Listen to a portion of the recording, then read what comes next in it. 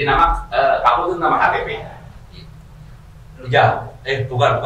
Bukan. Nama panggilan. Kenapa dipanggil Kabul? Sejak dulu kan, sejak kecil nama saya itu Jane Waktu. Kalau untuk nama saat ini kan ketinggalan jam. Itu maknanya sama sebenarnya. Oh iya. Nama asli Sido Kasil. Oh iya. Kan Waktu udah dipanggil. Bagus. Hasil kan untung. Iya. Sido hasil. Nah, terus diperingkas namanya kabul, segala permintaannya terkabul. Oh iya, sama-sama ya. Semoga nama kan membawa doa. Ya. Semoga apapun yang didoakan terkabul. Mas Kabul, kita bicara tentang profesi Mas Kabul. Ya. Mas, dulu aktif terkenal menjadi korlap juri, sekarang jadi produksi trofi. Apakah jadi juri udah nggak prospek atau gimana? Ya masih lah. Gimana? Itu berangkat dari apa dulu? Dulu berangkat ketika waktu awal-awalnya dulu. Saya itu kan melihat peluang. Iya. Kalau saya juri terus, ya kalau juri itu kita sampai tua masih bisa dipakai. Kan umur juga mempengaruhi. Iya. Ketika ada penglihatan udah berkurang, telinga udah berkurang, pasti kan nanti tidak ada kerjaan. Kalau fokus juri, maka di samping itu saya juga mengelola gantangan kan dulu. Apakah selama itu akan seperti itu? Nasib tuanya nanti seperti apa? Peninggalan untuk anak itu apa? Kan kita nggak tahu. Maka pemikiran saya, saya harus cari peluang. Karena ya bergurunya dari Pak Haji juga, peluang yang dicari kan. Ya kalau kita lihat. Akhirnya ngapain peluang diburu itu banyak, kenapa kita tidak cari? Akhirnya saya pikir-pikir, saya dulu awal itu ngambil trofi itu dari luar daerah. Pati ya, produsen dia ada yang Bupati, ada yang Jawa Timur. Akhirnya saya kepikiran karena dulu saya juga pengrajin, pengrajin cor logam. Pada saat itu saya mikir-mikir, saya pengambilan itu 1.000-an per bulan. Maka saya putuskan kalau saya bikin sendiri, saya bisa mengkaryakan orang banyak dan di situ bisa memberikan peluang kerja. Nah akhirnya tercetus itu saya koordinasi dengan teman-teman pengrajin waktu itu kan. Saya diajari caranya seperti ini, campurannya kayak gini. Akhirnya saya bikin sendiri waktu itu, tidak ada, cuma saya sendiri di rumah itu kerjain sendiri. Setelah itu saya bisa kuasai ilmunya, lalu saya rekrut orang satu. Suruh tapi harus Mas Kabul bisa dulu ya, sebelum bisa. ngajarin orang harus bisa. Itu berapa lama proses dari lihat terus bikin sendiri? Sekitar 2 tahun. 2 tahun saya pelajari, saya harus hafal sampai mahir. Iya, sampai mahir. Akhirnya saat itu pada saat belajar belum dijual, hanya sebatas bikin aja dulu untuk produk sendiri, gantangan sendiri. Kita kan eksperimen. Jual di orang lain takutnya harus kan. Belum yakin kalau bentuknya bagus. Belum yakin. Terus hanya support untuk gantangan dulu kita yang kita kelola. Akhirnya meningkat sampai 5 tahun lah. 5 tahunan udah mulai agak ada peningkatan. Waktu itu baru mau maksimal, kita udah punya 5 karyawan. Itu dampak COVID. Oh iya. Akhirnya juga lagi. Tahun 2020 ya. Iya. Lah modalnya itu kan nggak modal itu kan gantangan berhenti semua tahun pertama ya? Iya berhenti semua kan otomatis saya di kampung juga nggak boleh gitu? Nggak boleh. Ya nggak boleh? Iya, akhirnya saya juga nol pendapatan, kita modal dari bank, kita ngancur bank, akhirnya ya habis juga. Habis semua. Mobil saya jual untuk kasih. Iya, untuk ngancur bank. Ini mulai bangkit, mulai berapa bulan? Mulai bangkit itu semenjak COVID itu udah mulai reda, kita mulai produksi lagi. Ada setahun lah ya? Ya setahun lah. Untuk saat ini kayaknya kalau nggak ada kendala lagi, insya Allah lancar. Bangkit? Ya insya Allah bangkit lagi. Kendalanya kan gini, kalau di bisnis, katakanlah bisnis trofi itu kendalanya produksi atau persaingan. Di persaingan tetap persaingan, Pak. Persaingan. Iya. Itu biasanya harga ya itu saling diturunkan, pada diturunkan itu yang bikin. Makanya saya tetap kualitas nomor 1. Kualitas. Jadi harus kita bikin barang yang bagus. Untuk harga pun kalau barangnya bagus itu mahal sedikit orang nggak kualitas. Ya. Kualitas. Tapi kalau barangnya jelek, otomatis orang barangnya larang. Akhirnya kan nggak mau beli. Tapi saya belum pernah lihat Mas Kabul di Facebook trofi dagang perasaan iya. Kemarin itu banyak teman-teman buat iklan. Iya, itu harus ikan. Itu pertanyaan saya gini, kenapa? Katanya sekarang nggak iklan aja, saya itu teteran. Iya, sama kali bulan. Itu udah sekitar kita paling enggak kita persiapkan untuk yang laber itu 500 kadang sampai 1000. Itu permintaan. Itu per unit berapa biasanya? Per unit itu kita harga grosir. Berapa? Ada yang 8.000, 9.000, 10.000, enggak tentu besar kecilnya. Berarti 8.000 kali 1.000 berapa? 80 juta, 800 juta ya? 8 juta. 80 juta.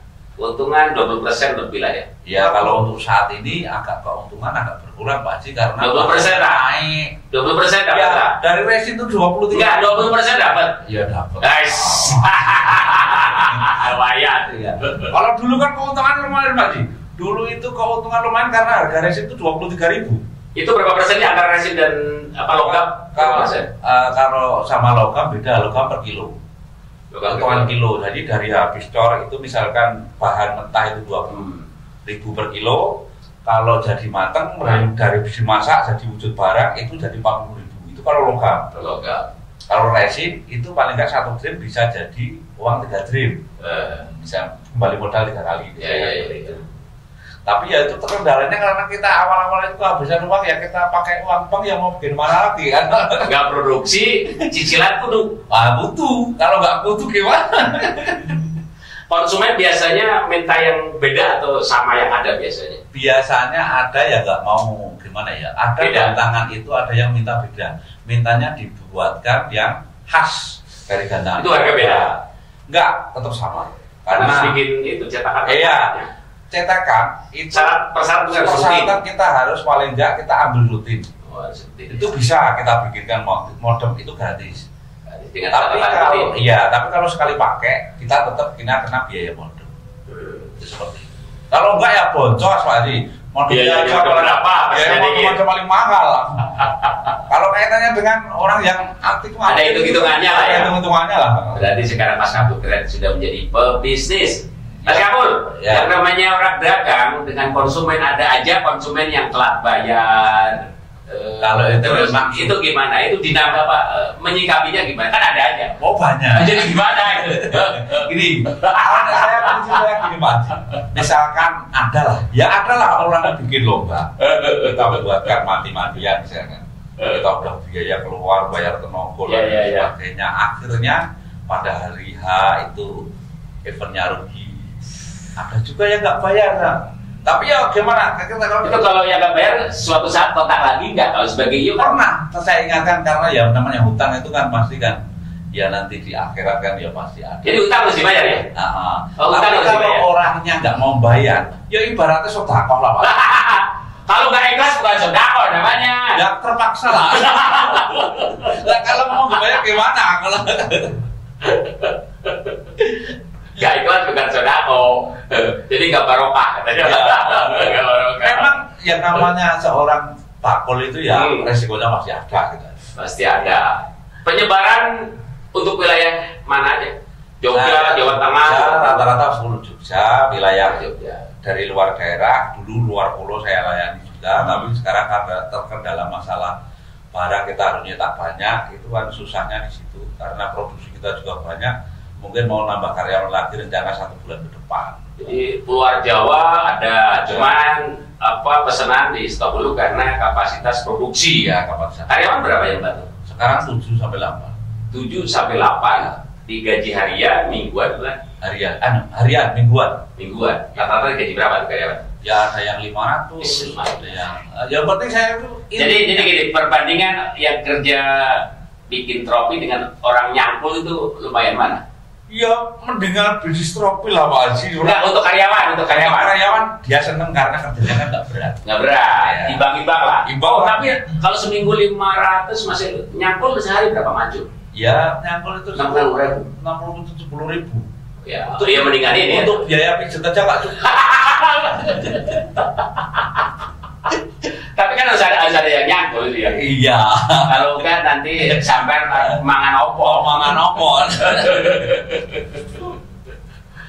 Mas Kabul, ini pandemi sudah dinyatakan mungkin sebentar lagi endemi ya. Pak Jokowi untuk di ruang terbuka kan sudah bebas nggak pakai masker ya. Ini prediksi kalau seandainya normal lagi perburuan bakal semarak lagi nggak kira-kira? Nek untuk saat ini saya kira untuk semarak lagi agak pelan-pelan karena telah dalam masalah ekonomi yang jelas. Kaitannya dengan hobi itu masalah ekonomi. Kalau ekonominya itu jalan lancar, otomatis hobi akan meningkat. Karena itu kaitan, mengikuti pasti. Karena sebelum pandemi itu kan orang cari uang masih gampang pada saat itu. Jadi hobi itu orang menyalurkan. Duit lebihnya banyak. Iya, duit lebihnya kan banyak. Jadi salurkan. Iya. Tapi kalau saat ini karena kemarin kendalanya kan orang yang itu misalkan orang pengusaha, ada utang bank, itu kan kemarin nggak ada pemasukan selama 2 tahun. Iya. Otomatis pemasukannya kan dari kemarin kan iya 0%. Jadi nggak ada uang lebih, nggak bisa kata nggak bisa. Yang terdampak tuh travel terdampak. Ya, jelas. Yang rumah makan nggak boleh buka. Terus yang wisata, yang biasa kerja di wisata itu tutup ya. Tutup. Artinya kan lesu. Mungkin 2 tahun ke depan lah. 2 tahun ya. Recovery 2 tahun stabil. Stabil. Nah, saya ini beberapa burung dulu pernah dominan, sekarang berkurang. Otomatis itu akan mempengaruhi. Contoh labut, itu labut akan menurut Mas Kabul. Gini ya, masalah labut itu sejak saya ngamati, sejak saya awal main dari awal 20 tahun ke depan, itu memang pernah terjadi hal seperti itu. Jadi masalah labut itu dulu pernah harganya naik awal-awal itu, turun lagi sampai nggak laku. Itu kendalanya karena di pasaran itu terlalu banyak. Banyak supply. Ya, terlalu banyak barang di pasaran, akhirnya kan yang pembelinya itu kan yang berkurang. Coba misalkan dulu ini pembeli, dulu yang biasanya beli sekarang jadi ternak dari penangkar. Jadi siapa sing tuku? Dan situ kan nggak ada. Misalnya pembeli 20 orang, yang penangkar 100. Akhirnya kan pembelinya yang bisa bangkit lagi nggak kira-kira labut ini? Bisa, kalau penangkarnya itu udah hilang dikurangi, ya. Supaya nakarnya dikit aja. Ya, makanya dengan habis umumnya jangan banyak-banyak nangkar gitu. Ya.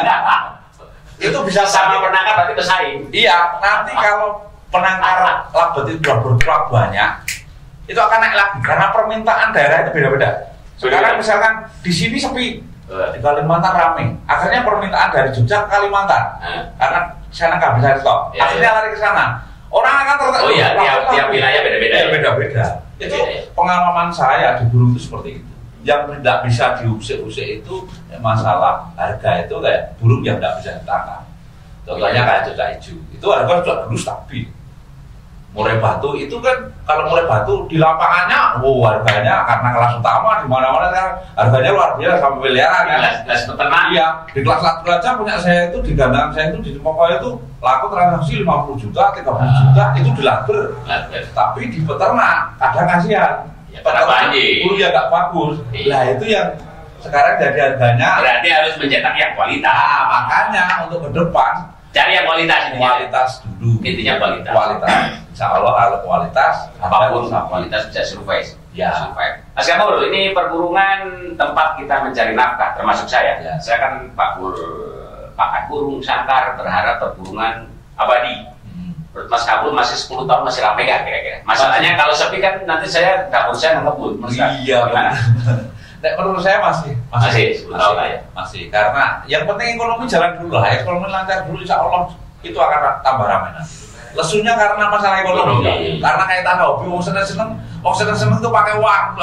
Uangnya nggak ada. Uangnya dapat dari mana? Itu. Berarti kita berdoa semoga ekonomi Indonesia stabil. Ada yang belinya naik, ada duit lebih, disakar, beli burung, datang lomba, dapat trofi. Iya. Ada kaitannya semuanya. Iya, itu sangat rakyat. Nggak bisa dipisah-pisah itu. Terima kasih Mas Kabul. Bincang-bincangnya, semoga sehat selalu. Ya, sehat selalu. Oke, demikian Sobat Kongres. Kongko gak beres-beres. Sampai jumpa. Dah.